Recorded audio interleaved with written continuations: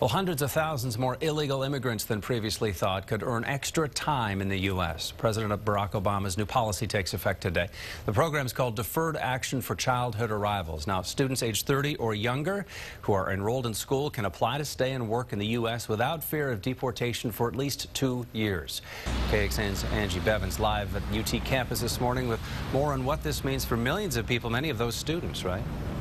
That's right. Good morning. Well, that executive order, which the president signed in June, could ultimately affect, well, more than 1 million students. Now, for those students who came to America as children unauthorized, this will now give them 2 more years to stay in the country without fear of deportation. Here's a look from downtown in Houston just yesterday. Thousands of people lined up outside consulates there in hopes of staying in the country legally. They're getting IDs, which is the first step, so they can apply for President Barack Obama's new policy, Deferred Action for Childhood Arrivals.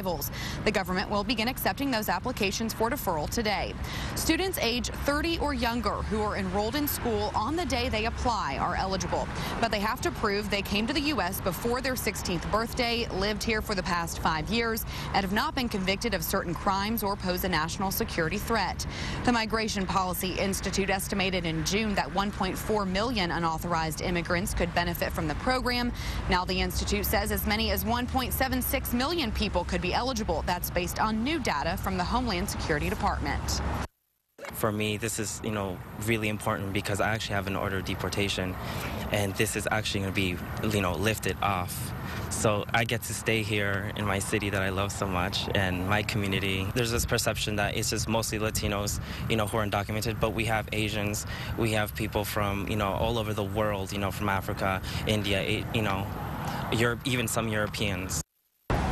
Now, the program only serves to delay deportation to successful applicants. It does not serve as a pathway for permanent residence or citizenship.